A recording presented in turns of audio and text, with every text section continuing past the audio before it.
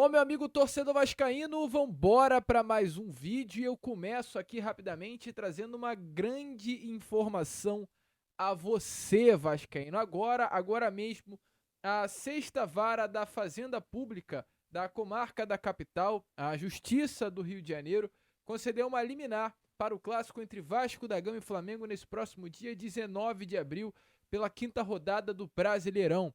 A Justiça concedeu uma liminar que permite a partida de ser realizada em São Januário. Nesse momento, com isso, a decisão se o jogo será ou não no nosso Caldeirão, na casa do Clube de Regatas Vasco da Gama, está nas mãos do clube. A decisão da juíza Regina Lúcia Schuker de Almeida Costa de Castro Lima acata uma ação popular movida por Pedro Reis e Marcos Vinícius, determinando aí a suspensão dos efeitos do BEP, né?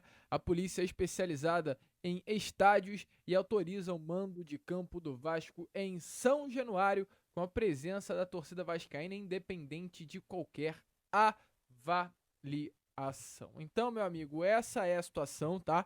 A gente traz aqui rapidamente nesse Fala Gigante. Fomos pegos de surpresa, inclusive o vídeo já estava todo prontinho e a gente fez questão de introduzir esse tema, adicionar esse tema ao vídeo, para que você fique 100% informado com as notícias do Vasco. Automaticamente, sendo uma decisão de caráter de liminar, essa liminar pode cair, pode ser derrubada e tudo volte ao normal. Entretanto, nesse momento, nessa segunda, dia 7 de abril, às 3 horas da tarde em ponto, o que eu tenho a trazer a vocês é que há uma decisão nas mãos do Vasco da Gama de levar ou não esse jogo para São Januário. Lembrando que o Vasco há poucos dias atrás conseguiu, né, junto ao Flamengo, chegaram a um acordo para levar esse clássico para o Maracanã. A ver as cenas dos próximos capítulos, todas as novidades a gente trará a vocês no Boa Noite Gigante. Fechou? Agora fiquem aí com o vídeo, que tá imperdível, cheio de muita novidade e informação para todos vocês. Meu amigo torcedor vascaíno, vambora para mais um vídeo, mais um Fala Gigante aqui no nosso canal do Gigante Vasco. O segundo vídeo dessa segunda-feira, né? Uma segunda bem complicada para o torcedor vascaíno diante de tudo que vem acontecendo. Um vascaíno que, infelizmente, não vem tendo paz com o seu clube, né? Um vascaíno que parece que sempre vive a história. O torcedor vascaíno, ele sofre muito com isso, porque parece que todo ano é o mesmo ano.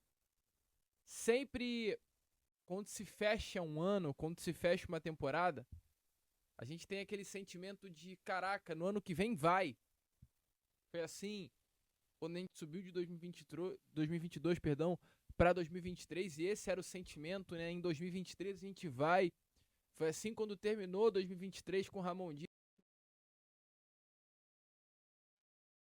Sim, também no ano passado, quando acaba a Série A do Campeonato Brasileiro, o Vasco consegue a classificação para a Copa Comebol Sul-Americana. E aí a gente tem aquela sensação de agora vai. E não tá indo.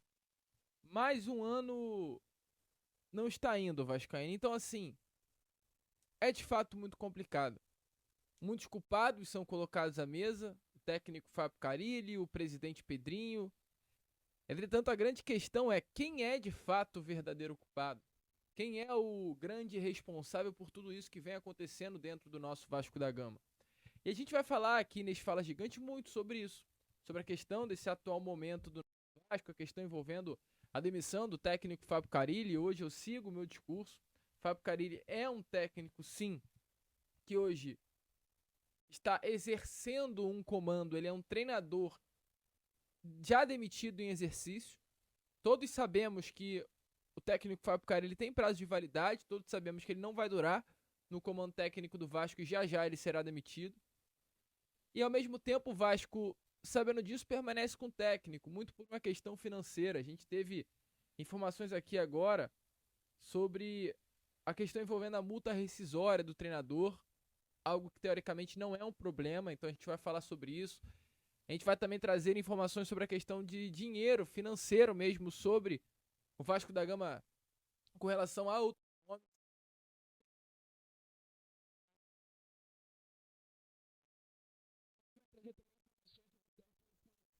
Perdão, o zagueiro Manuel Capasso. O que acontece hoje com o Capasso? Muitos perguntam, muitos questionam. e a gente vai responder esse questionamento aqui a vocês. Onde está Capasso? Mas enfim, vascaíno, teremos aí pela frente um Fala Gigante agitado, movimentado, cheio de muitas informações e novidades para todos vocês.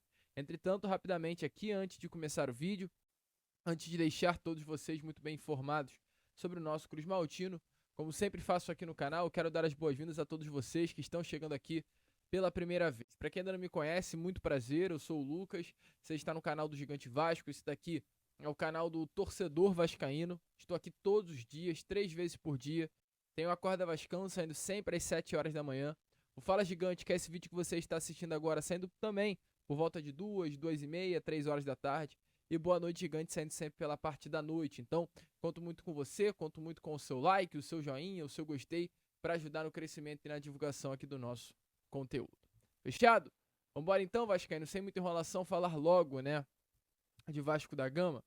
E eu quero aqui com vocês começar e Fala Gigante falando sobre a questão envolvendo o zagueiro Manuel Capasso, né? Porque toda partida é engraçado a gente pensar nisso. Todo jogo do Vasco da Gama após a partida terminar, não vou falar em todo em si, mas em muitos jogos dessa temporada de 2025, assim que acaba a partida, a imprensa que está cobrindo os jogos do Vasco e participa da entrevista coletiva, um repórter, algo que vem acontecendo até com muita frequência. E a partir do momento que a gente sente saudade de um atleta, é porque a vaga que esse atleta deixou ainda não foi ocupada. Isso é o normal. Quando você sente saudade de uma pessoa, é porque aquele lugar que a pessoa deixou, ela não foi ocupada. Ele não foi ocupado o lugar. E talvez, em alguns momentos, nem ocupado será, né? Mas a gente tá falando sobre a questão do futebol. E o vascaíno hoje, ele sente saudade do Manuel Capasso. E eu vou ser muito coerente, eu vou ser muito sincero. Não é porque o Capasso é nenhum craque. Não é craque. A gente não viu o Capasso brilhando no Vasco da Gama. Eu não vi o Capasso brilhando no Vasco. Mas a gente sabe muito bem do potencial do zagueiro. A gente sabe da bola que o zagueiro desempenhou no futebol argentino em 2023 com o Atlético Tucumã, sendo considerado um dos melhores jogadores do futebol argentino daquela temporada. E a gente viu a bola que o Capasso jogou também no ano passado no Paraguai, vestindo a camisa do Olímpia, sendo campeão, né, do Campeonato Paraguai e considerado também um dos melhores zagueiros do futebol paraguaio. Ou seja, dos últimos 3 anos, 22, 23 e 24, em 2 anos, o Capasso foi um dos grandes destaques do sistema defensivo dos países onde disputou. Em 22, destaque da Argentina e em 24, destaque do Paraguai. O único ano em que Capasso não conseguiu se destacar foi em 23 no Brasil, no Vasco, onde nem muito utilizado ele foi, nem por Ramon, nem por William Batista, nem por Maurício Barbieri. Diante disso, meu amigo, a questão hoje é: o vascaíno sente falta de Manuel Capasso. O vascaíno quer ver o Manuel Capasso jogando. Por quê? Porque é um jogador de destaque nos clubes por onde passou, é um atleta que tem contrato no Vasco, é um jogador que hoje faz parte do Vasco e é um atleta que vai todo dia ao CT treinar separado. Mas acima de todos esses quesitos que eu citei a você, a grande questão é: por que o vascaíno hoje sente falta do Manuel Capasso? É por conta de tudo isso? Sim, mas não apenas por isso, como também por conta hoje da grande dificuldade que o Vasco apresenta no seu sistema defensivo. O Vasco da Gama ele tem sérios problemas na sua zaga, seríssimos problemas na sua zaga. A gente olha para o nosso sistema defensivo e, sinceramente, não vê ninguém que passe confiança. Ninguém, cara, ninguém. O João Vitor, que era um zagueiro em que a gente esperava passar essa confiança, não passa. O Vitor não passa confiança alguma pro torcedor vascaíno. Além do João Vitor, o Maurício Lemos, que veio com a expectativa de ser aí um dos principais nomes desse sistema defensivo. Eu não tô aqui pra ficar passando a mão na cabeça de ninguém, ficar elogiando, nada do tipo. O Maurício Lemos até o momento não apresentou um bom trabalho. Eu acho que pela carreira do Maurício Lemos ele tem tudo para ser um dos melhores zagueiros do Vasco hoje. Jogador de Uruguai, jogador que brilhou no Atlético Mineiro, jogador que brilhou no Fenerbahçe, jogador de futebol espanhol, jogador de futebol uruguaio, seleção. Mas até o momento no Vasco a gente não viu esse Maurício Lemos. Então não tem como eu trazê-lo aqui e dizer que ele é um baita zagueiro. Ele pode ser, mas no Vasco não está sendo. Então o João Vitor, que era um nome de 40 e poucos milhões de reais, não está jogando. O Maurício Lemos até o momento não mostrou por que chegou.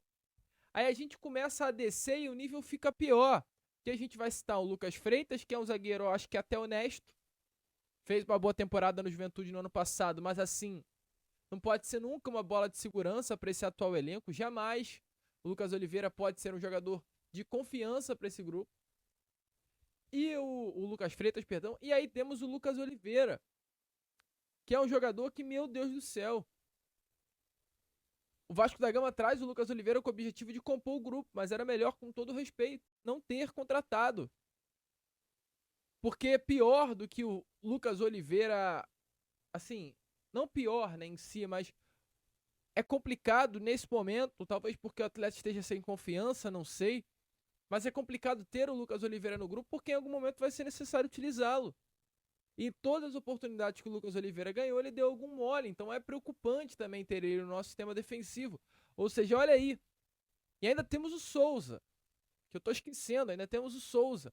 Então eu tô citando vários nomes para vocês, e nenhum nome você olhou, viu e falou, caraca, esse cara é bom, não. Nem passa confiança. Então se a gente tem 5 zagueiros dentro do nosso grupo, 5 zagueiros no nosso elenco principal, e nenhum passa confiança, por que não utilizar o Capasso? Fez uma grande temporada no Paraguai, e aí eu não consigo entender o porquê está fazendo isso com ele. Que está indo todo dia no CT. A informação que eu tive nessas últimas horas, informação de uma fonte bem segura e confiável dentro do Vasco, é que o Capasso, não apenas ele, como também Riquelme e Patrick de Luca, eles são nomes hoje que estão indo ao CT Moacir Barbosa diariamente a pedido do Departamento de Saúde e Performance para realizar um trabalho de 20 minutos na academia. Esse trio, Capasso, Riquelme e Patrick de Luca, eles não colocam nem a chuteira, que eles não vão a campo. O Vasco não os coloca para treinar em campo. Então, o papo de treinar separado não é que o Fábio Carille está observando eles. É porque eles de fato não estão nos planos do Vasco. E aí, com relação ao Manuel Capasso, eu não consigo entender. Porque é um jogador interessante, sim. Que brilhou na temporada passada, sim. E um sistema defensivo hoje que é problemático para o Vasco. Por que não utilizam o Capasso, gente? Eu gostaria de entender o porquê não utilizam o Capasso. E volto a repetir, não estou falando que o Capasso é craque. Mas, cara, pelo menos pro Carille ver. É só isso, só veja quem é o jogador. E a informação que a gente tem aqui, nem o Patrick, nem o Riquelme, nem o próprio zagueiro recebem informação de nada da diretoria. Não há nada até o momento passado para eles com relação à proposta. Tá meio que um clima de largado, sabe? O Riquelme, que é um cria da base, está completamente largado no CT. É uma joia do Vasco, o cara tá largado. Que respeito é esse pelos nossos crias? O Patrick de Luca tá lá largado. Jogador que teve uma lesão grave recente em 2023 e tá lá largado, fazendo 20 minutos de academia. E o Capasso também. Então, assim, é problemático a ausência do Capasso. É muito problemático porque eu acho que é um jogador que poderia ajudar. Eu tenho certeza que você também aí do outro lado acha isso. Mas, infelizmente, essa situação do Capasso, ela me abre os olhos, sabe pra quê? Para mostrar que sim, hoje o Capasso não está sendo relacionado. Hoje talvez o técnico Fábio Carille seja o menor dos problemas que ocorrem no Vasco da Gama. O buraco do Vasco, meu amigo torcedor vascaíno, ele é muito mais embaixo. É muito mais embaixo. Porque o Capasso, ele só não treina com grupo porque é um desejo da diretoria. Ou seja, a ausência do Capasso, ela não é culpa do Fábio Carille, que nem a oportunidade de treinar ele está tendo. Tem coisas que nem eu posso falar aqui, que eu tenho de informação. Mas eu posso te garantir que se o Capasso não tá lá dentro hoje, é ordem de cima. E aí a pergunta que eu faço é: por quê? Por que o Souza treina e o Capasso não? Por que o Lucas Oliveira treina e o Capasso não? Difícil entender, né? Muito difícil entender. Mas deixa aí a sua opinião nos comentários. Eu não tenho nada contra o Souza, eu não tenho nada contra o Lucas Oliveira. Eu só quero entender o motivo. Porque um dos principais jogadores do futebol paraguaio na última temporada é tratado no Vasco como qualquer atleta. gostaria de entender. Mas deixa aí a sua opinião nos comentários e a gente traz aí as palavras do técnico Fábio Carilli a vocês, falando exatamente sobre Manuel Capasso. A gente tem trabalhado bastante para minimizar esses erros, né? Não só coletivos, mas individuais também. Sabemos que estamos em competições onde todos os adversários têm muita qualidade e você erra, no mínimo você vai tomar um susto, no mínimo vão finalizar no seu gol. Né? Então é repetição, é trabalhar, é deixar todo mundo muito concentrado das ações que tem que fazer e individualmente tomar as melhores decisões dentro de campo. E sobre o Capasso? Estou respondendo. Então, o Capasso não vem treinando comigo, tá? Também tem meninos lá na base que eu gostei muito no começo do ano, o Lincoln e o Luiz, né? Mas todos estão trabalhando aí firme para que a gente possa melhorar. A decisão... Meu amigo torcedor vascaíno, então, de fato, a situação aí é bastante complicada. Deixe, entretanto, a sua opinião nos comentários sobre o que você acha disso tudo que hoje acontece no nosso Cruz Maltino. Entretanto, mais difícil, né, do que toda essa situação envolvendo o Manuel Capasso é a questão hoje do técnico Fábio Carilli, que é uma situação bem complicada. Volto a repetir o que eu disse para vocês lá na introdução do vídeo. Hoje, Fábio Carilli é um técnico já demitido em exercício, ou seja, hoje o Fábio Carilli já é um profissional que está na beirada de campo com prazo de validade. E eu sei, você sabe, todos nós sabemos, que em breve aí o Fábio Carilli será demitido, não vai durar muito tempo. E aí, hoje pela parte da manhã surgiu uma informação da multa rescisória do Carilli, que seria de 6 milhões de reais. Entretanto, pelo menos, né, porque é revoltante a gente imaginar que o Vasco teria colocado para o Fábio Carilli uma multa tão alta, né?